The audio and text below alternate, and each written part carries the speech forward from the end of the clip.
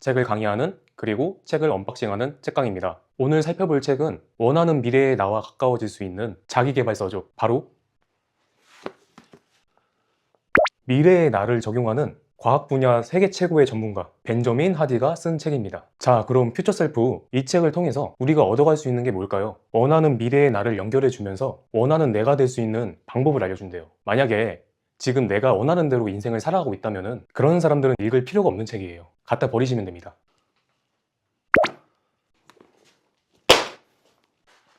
근데 어떤 사람들이 원하는 대로 인생을 살아갈까요? 예?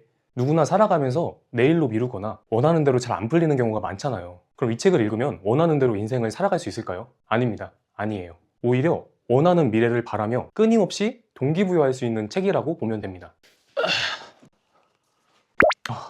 여러분이 어떤 행동을 하든 그건 미래의 여러분이 갚아야 할 비용이든지 미래의 여러분에 대한 투자라고 합니다. 이 퓨처셀프 기대되죠? 제가 이 영상 하나만 봐도 이 책을 다 읽은 사람과 한 3시간 정도 대화 나눌 수 있게 만들어 드릴게요. 들어갈게요.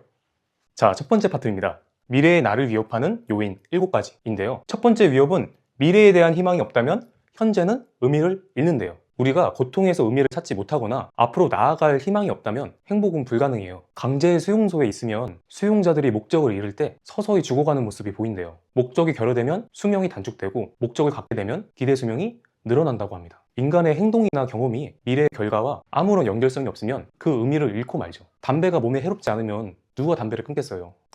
희망이 없다면 동기부여는 불가능합니다. 내가 아무리 열심히 살아봤자 달라지는 게 없다면 누가 열심히 살아가겠어요? 희망은 의지이자 방법입니다. 원대한 희망을 이루려면 집중, 믿음, 행동이 필요하다고 합니다. 위협 두 번째입니다. 과거에 대한 부정적인 스토리는 미래를 위협합니다. 과거에 대해 부정적인 생각을 할 때 삶은 유리하게 펼쳐지지 않는다고 합니다.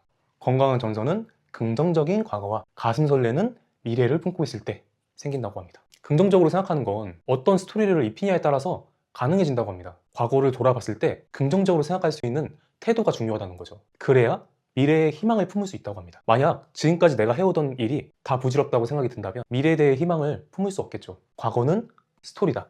그 스토리를 어떻게 구성하느냐가 절대적인 영향을 미친다고 합니다. 위협 세 번째, 주변 환경을 인식하지 못하면 아무 길이나 가게 된대요. 초등학교에서 IQ 테스트를 진행했는데 교사들한테 이런 학생들이 머리가 좋다고 슬쩍 알려줬대요. 그리고 나서 학년 말에 결과를 보니까 머리가 좋다고 귀띔했던 학생들이 다른 학생들보다 성적이 매우 좋았고 전반적인 학업 능력이 향상됐더래요. 근데 사실 학기 초에 IQ 테스트를 진행한 적이 없었고 무작위로 선별해서 얘네 머리가 좋으니 학업 성취도가 좋을 거라고 교사들에게 기대를 하게 만들었을 뿐이라는 거죠. 이렇게 사람들의 기대가 나의 행동과 성과를 변화시키는 것을 피그말리온 효과라고 합니다. 우리의 성과와 결과는 주변 사람들의 기대에 기초한다고 합니다. 주변 사람들이 나에 대해서 기대가 낮다면 내 성과는 그 정도로 낮아지는 거고 주변 사람들이 나에 대한 기대가 크다면 성과도 그 수준으로 올라갈 수가 있다는 거죠. 더 원대하고 탁월한 목표를 세우고 싶다면 훌륭한 능력을 지닌 사람들과 자주 접촉해야 됩니다. 네, 훌륭한 사람들 만나고 싶죠. 근데 훌륭한 사람들을 만날 때는 거래적인 관계가 되지 않고 변혁적인 관계가 되어야 된대요. 변혁적인 관계를 맺으라는 거는 계산기 두드리듯 관계를 맺으라는 게 아니라 서로 도울 수 있는 관계가 되라는 뜻입니다. 나한테 무슨 이익이 있나 보다는 그 사람한테 내가 무슨 이익이 있지? 라고 살펴봐야 된다는 거죠. 그렇게 훌륭한 사람들과 변혁적인 관계가 된다면 미래의 내가 상상 이상으로 훌륭한 사람이 될 수 있다고 합니다. 위험 네 번째입니다. 미래의 나와 단절되면 근시안적인 결정을 내리게 됩니다. 사람들은 대체로 눈앞에 있는 일에만 집중하며 살아간대요. 미래를 계획하는 일 자체가 생물학적으로 어렵다는 거예요. 근데 당장에 미래를 계획하지 않고 행동한다면 장기적으로 미래의 나는 큰 대가를 치를 수밖에 없습니다. 유익한 결정을 내리려면 미래의 나와 연결해야 합니다. 상대방의 의사를 알려면 상대방의 감정에 이입을 해야 되잖아요. 그것처럼 미래의 내가 원하는 결정을 할 수 있도록 미래의 나와 감정이입을 해야 된다는 거죠. 그러려면 미래의 나를 현재의 나와 다른 사람으로 보는 게 되게 중요하다고 합니다. 쉽지는 않겠지만 미래의 나는 현재의 나와는 다른 일들에 관심을 줄 거고 현재의 내가 하지 않을 행동을 할 거예요. 어떤 일을 하거나 하지 않았을 때 미래의 나에게 어떤 영향을 미치는지 인식해야 됩니다. 내가 정말 관심 있는 사람이 있으면 그 사람을 위해서는 시간도 쓰고 마음도 쓰고 희생도 하잖아요. 마찬가지로 미래의 나와 긴밀하게 관계를 맺으면 미래의 내가 더 풍족하게 살 수 있도록 소비도 줄일 것이고 건강 관리도 신경 쓰게 된다는 거예요. 당장의 일시적인 만족을 희생할 수가 있겠죠. 그렇게 미래의 나를 좋아하다가 그 감정이 더 커져 사랑하게 된다면 희생하는 데서 그치지 않고 미래의 나를 위해 투자하게 된다고 합니다. 그렇게 미래의 나를 그리면서 다가갈수록 지금 하는 일에 의미를 더 부여할 수가 있습니다. 내가 지금 이 행동을 했을 때 미래의 나에게 어떤 영향을 줄까? 그리고 이 행동을 안 했을 때 미래의 나에게 얼마나 안 좋은 영향을 주는지가 그려진다는 거죠. 하지만 사람들 대부분 미래의 나를 생각하는데 많은 시간을 쓰지 않는다고 합니다. 당장의 소셜미디어가 너무 재미있고 운동하는 시간은 괴롭지만 맛있는 음식 폭식하는 건 너무 즐거워요. 돈을 모으는 건 힘든데 돈을 펑펑 쓰는 건 너무 쉽고요. 도파민 터지는 행동을 통제하기 정말 힘듭니다. 이런 식으로 단기적인 보상을 추구하면 장기적으로 대가를 치를 수밖에 없습니다. 뻔히 안 좋을 거 알면서 하는 행동이 미래의 나를 희생시키는 일인 겁니다. 일 끝나고 집에 돌아오면 녹초가 되어 있어요. 미래의 나를 위한 행동도 많이 계획했지만 가장 많이 타협하는 말이 뭐예요? 내일부터 하자. 근데 나에게 유익하다고 생각하는 행동들 있잖아요. 그게 미래의 나까지 유익하다고 생각이 들면 그 행동을 하라는 거예요. 위협 5번째입니다. 시급한 문제와 사소한 목표가 당신의 발목을 잡습니다. 하루하루 살아가는데 초점을 맞추면 급할 수밖에 없죠. 매일같이 너무 바빠요. 일이 너무 많아서 정신없는데 이 와중에 어떻게 자기 개발을 하겠어요. 집에 오면 짜잘한 집안일도 너무나 많아요. 저녁 먹고 이것저것 치우다 보면은 벌써 잘 시간인데요. 이렇게 단기적인 목표만 추구하면 늘 급할 수밖에 없다고 합니다. 이런 쳇바퀴 같은 일상에서 벗어나는 방법은 우선순위를 두고 시급한 일보다 중요한 일을 먼저 해야 된다고 합니다. 지금으로부터 5년 후, 5년 후의 목표를 세워서 중요한 목표들의 우선순위를 두고 날마다 생기는 시급한 문제보다 먼저 하라고 합니다. 짜잘한 일들에 초점을 맞추느라 우리는 기회를 매번 놓치고 있다고 합니다. 그리고 목표를 무모할 정도로 높게 설정하라고 합니다. 목표를 10배, 100배 더 크게 세울수록 목표를 이루는 방법이 즉시 보인대요. 이 펜을 판다고 하더라도 10명에게 팔 거면은 지인들한테만 팔아도 되겠지만 10,000명한테 팔 거라고 하면은 쿠팡 같은 데다가 팔아야 될 것이고 10,000,000명한테 판다고 했을 때는 세계 시장으로 아마존 같은 데서 팔아야겠죠. 그렇게 같은 시간을 쓰더라도 방법 자체가 달라지니까 목표를 높게 설정하라는 거예요. 작은 목표라고 시간을 덜 쓰는 게 아니라는 겁니다. 그러니 원대한 품을 꿈고 미래의 나와 더 가까워지기를 바라겠습니다.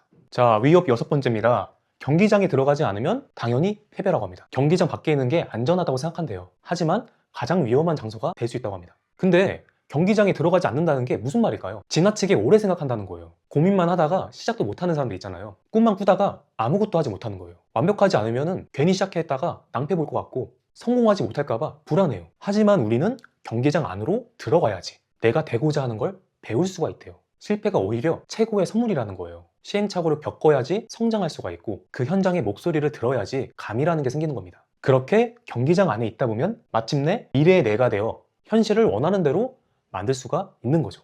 자, 위험 마지막입니다. 성공이 실패의 기폭제가 될 때가 있다고 합니다.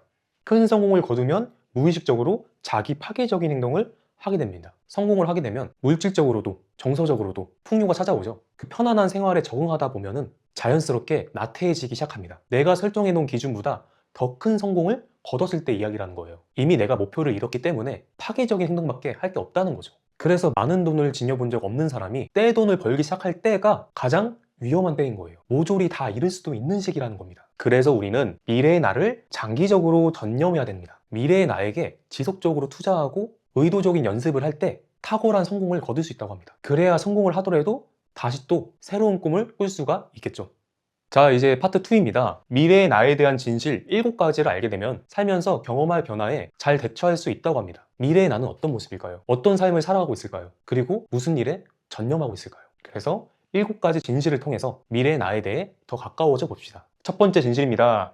당신의 미래가 현재를 이끈다고 합니다. 모든 지능적인 행동은 목표를 추구하죠. 인간은 지능적이어서 자신이 추구하는 목표에 의도와 의식을 가지고 솔직하게 행동한다고 합니다. 그런 절차에 완벽하게 몰두하는 현상을 몰입이라고 하죠. 몰입은 명확한 목표를 수반한 행동을 할 때 생긴다고 합니다. 하지만 구체적인 목표 없이 몰입한다는 것은 극도로 어렵다고 하죠. 그래서 큰 목표를 작은 과정으로 나눌 때 몰입이 잘 된다고 합니다. 축구 선수라고 하면은 우승에 초점을 맞추는 것보다는 코너킥이나 패스에 집중하는 게 나은 거죠. 우리 다 같이 지금 앞에 있는 공을 차는 데에 집중합시다. 반복적으로 기회를 포착하다가 이러한 행동이 우승을 하게 만들어줄 겁니다. 두 번째 진실입니다. 미래의 나는 예상과는 다르다고 합니다. 10년 전에는 중요했던 일이 지금은 더 이상 중요하지가 않아요. 10년 전에 예상했던 모습이랑 지금의 나는 다르게 살아가고 있어요. 10년 전과 지금이랑은 꿈, 가치관 여러 가지가 달라졌어요. 근데 사람들은 앞으로 10년 뒤의 내 모습을 조금만 달라질 거라 생각한대요. 자기에 대해서 과소평가한다는 거죠. 자, 지금의 내 모습이 완성된 모습이 아니라고 합니다. 내 나이가 중년이 넘어간다고 하더라도 지금의 모습이 완성된 게 아니라는 거예요. 현재의 내가 진짜 나라고 믿게 되는 이유가 기억은 쉽고 상상은 어렵기 때문이라는 겁니다. 진실 세 번째입니다. 미래의 나는 피리 부는 사람입니다. 피리 부는 사나이는 돈을 주면 쥐떼를 없애주겠다고 했어요. 시민들은 그렇게 하겠다, 쥐떼만 없애달라고 했고요. 사나이는 피리를 불어가지고 쥐떼를 도시에서 전부 몰아냈지만 시민들은 돈을 주지 않았어요. 그렇게 사나이는 벌을 주려고 시민들의 어린 자녀들을 피리로 유혹한 거죠. 그렇게 멀리 보내 영영 못 만나게 했답니다. 한마디로 인과응보라는 거예요. 우리가 하는 행동은 좋게든 나쁘게든 결과가 생긴다는 겁니다. 피리 부는 사람은 미래에 납니다. 그리고 피리 부는 사람은 반드시 대가를 치르게 한다고 합니다. 이 미래의 나에게서 벗어날 수 있는 사람이 없다는 건 대가를 치르는 일도 피할 수 있는 사람이 없다는 거죠. 우리한테 있는 유일한 선택지는 대가를 언제 얼마나 치르냐입니다. 그래서 지금 자신에게 투자를 해야 되는 겁니다. 그렇지 않으면 미래의 내가 빚더미에 올라앉을 수 있다는 거죠. 자, 진실 네 번째입니다. 미래의 나를 생생하고 자세하게 그릴수록 더 빠르게 발전한다고 합니다. 명확한 목표와 과정을 측정할 방법이 없다면 방황하게 될 수 있다는 거죠. 숲에서 길을 잃으면 앞으로 계속 나아가도 원을 그리면서 다시 제자리로 돌아온다고 합니다. 어느 쪽이 직선인지 명확하게 알 수 없으면 직선으로 내가 쭉 걷고 있다고 생각을 해도 방황하게 된다는 거죠. 인생도 그렇습니다. 명확한 목표와 과정이 없다면 방황하게 되지만 미래의 나를 더 생생하고 자세하게 그리면서 측정할수록 미래의 내가 되기 더 쉬워지는 거죠. 목표와 과정을 구체적이고 실현 가능하게 단계적으로 만들수록 성공에 더 효율적으로 근접할 수 있을 겁니다. 진실 다섯 번째입니다. 미래의 나로서 실패하는 게 현재의 성공보다 낫다고 합니다. 여기에서는 조시 웨이츠킨이라는 사람을 소개하는데요. 조시는 체스 선수였어요. 어렸을 때부터 신동이었고 17살 때 체스계 정상으로 올랐습니다. 근데 명성이 높아질수록 우승에 대한 압박도 커지니까 결국 조시는 체스계를 떠나게 됐다고 합니다. 그리고 배운 게 태극권이라고 하는데요. 그렇게 배우면서 30이 되기 전에 태극권으로 월드 챔피언이 되었다고 합니다. 이렇게만 얘기하면은 그냥 다재다능한 사람인 것 같잖아요. 근데 알고 보니까는 실패에 두려워하지 않는 사람이었던 거예요. 조시 웨이츠킨처럼 의도적으로 실패에 투자하라. 조시에게 실패에 투자하는 것은 의도적인 연습이었어요. 조시가 태극권을 수련을 할 때 연습 상대로 키가 190에 몸무게가 90kg가 넘는 상대를 골랐어요. 체급 차이가 너무 나니까 상대가 안 되는 거예요. 몇 개월 동안 계속 박살나기만 하니까 연습이 끝나면 매번 절뚝거리면서 집으로 갔대요. 다른 수련생들은 연습 상대를 자기랑 비슷하거나 더 쉬운 상대를 고를 때 조씨는 이거를 반대로 했다는 거예요. 그래서 조씨는 다른 수련생들보다 훨씬 더 빠르게 발전하고 월드 챔피언까지 될 수 있었던 거죠. 미래의 내가 달성할 수준에 전념하라. 그래서 우리는 미래의 내가 되었다고 생각을 하고 미래의 내가 감당할 수준으로 임해야지 미래의 내가 될 수 있대요. 편한 길로 가고 싶고 실수하지 않고 가고 싶은데 실패를 해봐야지 미래의 나에게 빠르게 도달할 수 있다고 합니다. 진실 여섯 번째입니다. 성공하려면 미래의 나에게 진실해져야 됩니다.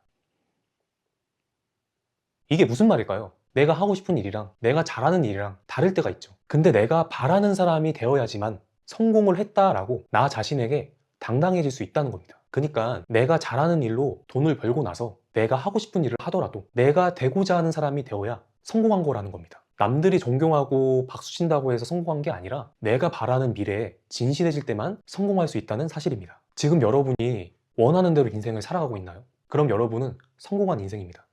진실 일곱 번째입니다. 신에 대한 견해가 미래의 나에게 영향을 미친다고 합니다. 저자 벤저민 하디는 건강한 신앙은 미래의 나에게 긍정적인 영향을 준다고 합니다. 그리고 우리에게는 무한한 역량이 있고 신을 닮아가기 위해 노력하면서 살아간다면 미래의 나에 더 빠르게 다가갈 수 있는 방법이 될 수 있다고 합니다. 자, 파트 마지막 장입니다. 앞에서 미래의 나에 대한 위협 요인과 진실을 배웠습니다. 이제는 미래의 내가 되는 구체적인 단계를 7가지로 나눠서 소개하고 있습니다. 자, 단계 첫 번째입니다. 현실에 맞는 목표를 명확하게 세우랍니다. 미래의 내가 되기 위해서는 가장 먼저 해야 될 게 현실적인 목표를 명확하게 세우는 거래요. 그거 어떻게 하죠? 네, 바로 3단계로 정리했습니다. 첫째로는 장기적인 미래의 나와 연결하래요. 미래의 내 모습을 크게 상상하고 장기적인 미래를 연결할수록 올바른 결정을 내리는데 필수적이라고 합니다. 두 번째로는 우선순위 3가지를 정해서 현실에 맞는 목표를 명확하게 세우랍니다. 3개를 초과하는 목표를 추구하면 아무것도 얻지 못한대요. 근데 신기하게도 3가지의 목표를 세우면 3가지 달성이 다 가능하다는 겁니다. 하지만 현실적으로 세우는 게 중요하겠죠. 마지막으로 3가지 우선순위를 토대로 12개월 목표를 세우랍니다. 여기까지 했다면 12개월 동안 10배 수준으로 해낼 수 있는 목표는 무엇인지 고민해 보라고 합니다. 여러분이 세운 목표가 과정을 결정한다고 합니다. 희망이 있다면 자연스럽게 길을 찾기 위해서 생각하게 된다는 거죠. 목표를 10배 높게 세우면 현재 과정이나 방식을 다시 검토하게 되고 더 효율적인 방법을 찾게 된다는 겁니다. 두 번째 단계입니다. 덜 중요한 목표들을 제거하라고 합니다. 앞단에서 미래의 나를 명확하게 정하고 현실적인 목표를 세웠다면 두 번째 단계는 우선순위를 방해하는 모든 요소를 제거하는 거랍니다. 지금 이 순간 여러분은 무엇에 가장 전념하나요? 그것은 결과로 나타난대요. 이직 준비를 한다고 하면서 시간 날 때마다 게임만 한다면 그건 게임에 집중한 삶이 되겠죠. 내 집 마련에 전념한다고 하면서 내가 사고 싶은 거는 다 산다면 소비에 전념하는 게 되는 거죠. 내가 구체적인 목표를 명확하게 정했잖아요. 그 목표에 맞지 않는 덜 중요한 목표를 제거해 나가는 게 핵심이라는 겁니다. 미래의 나로 이끌지 않는 모든 일은 덜 중요한 목표라고 합니다. 그런데도 우리가 덜 중요한 목표를 추구하는 이유가 무엇일까요? 바로 덜 중요한 목표는 빨리 보상을 안겨주고 도파민을 샘솟게 한대요. 하지만 그런 도파민은 잠깐의 착각일 뿐 덜 중요한 목표는 내가 원하는 미래의 나로 만들지 못할 겁니다. 자, 세 번째 단계입니다. 필요해서 열망으로, 열망에서 알무로 나갑시다. 그것에 대해 건강하지 않은 애착이 있기 때문이래요. 필요하다는 건 심한 결핍을 의미하기도 하죠. 그래서 무언가 필요하다면 그것이 충족되기 전에는 온전한 삶을 살지 못하거나 행복하지 않대요. 그리고 필요보다는 열망이 더 건강한 정신 상태라고 합니다. 하지만 열렬히 바라는 마음, 이 열망이라는 것도 역시나 결핍된 상태죠. 그것을 능가하는 수준이 바로 알미라고 합니다. 알은 자신이 원하는 것을 이미 가지고 있다는 사실을 받아들이는 거래요. 알의 상태가 되기 위해서는 가지지 않았어도 가진 것처럼 행동하래요. 사람들이 원하는 것을 얻지 못하는 주된 이유는 자신이 그것을 얻을 자격이 없다고 느끼기 때문이래요. 이런 감정이 목표를 실현하는 걸 계속 방해하는 거죠. 그래서 이런 방해를 막을 수 있는 방법이 바로 감사하는 거랍니다. 근데 감사는 일어난 일에 하는 행동이잖아요. 그게 감사의 힘이라고 합니다. 미래에 받고자 하는 것을 미리 감사해버리면은 그 감사의 힘이 극적으로 강력해져서 열망의 마음이 이미 가지고 있다고 생각하는 알매 상태로 변화가 된다는 거죠. 네 번째 단계입니다. 원하는 것을 정확하게 요구하라고 합니다. 알매 상태에 있는 내가 목표를 도달하기 위해서 꼭 필요한 행동이 원하는 것을 정확하게 요구하는 거랍니다. 근데 원하는 것을 정확하게 요청하는 일은 어렵대요. 그것을 받을 수 없다고 단정 짓기 때문이죠. 그래서 매번 기준을 낮춰서 요구하고 딱 그 정도 수준의 것만 받게 됩니다. 하지만 원하는 것을 직접적이고 명확하게 요청하면은 그것을 얻게 될 거라고 합니다. 때로는 끈질기게 요청해야 될 때도 있을 겁니다. 그렇게 성장하고 발전해 나가면서 자연스럽게 더 좋은 것을 원하게 되고 그렇게 원하는 것을 받게 될 겁니다. 그래서 미래의 나를 명확하게 보는 게 중요하다고 하는 겁니다. 이렇게 원하는 것을 받게 될 거라면은 기왕이면 미래의 나에게 더 잘 어울리는 것을 구체적으로 구해야겠죠. 단계 다섯 번째입니다. 미래의 나를 자동화하고 시스템화하라고 합니다. 최적화 상태가 되었다면 다음 단계는 최대한 자동화 상태로 만드는 게 중요하다고 합니다. 목표를 가장 기본적인 단위로 세분화하고 단순화했고 필요하지 않은 것은 모두 내버리기까지 했어요. 그렇게 최적화 상태가 되었다면 그 다음에 해야 될 게 이 자동화 시스템이라는 겁니다. 그게 내가 원하는 곳으로 빠르고 쉽게 가기 위한 방법이 될 거예요. 바로 시스템화 시켜라. 일상적인 활동으로 시스템화 시켜라. 여기서 중요한 거는 목표 달성에 방해가 될 만한 요소들을 다 차단해야 된대요. 한 가지 예로 목표했던 기중한 시간에 계속 핸드폰만 하고 있다고 하면 그런 중요한 시간대에 핸드폰 설정으로 잠가놔야 된다는 거예요. 그렇게 불필요한 행동들을 못하게 해야지 목표 달성하기 좋은 행동들을 자동화시킬 수가 있겠죠.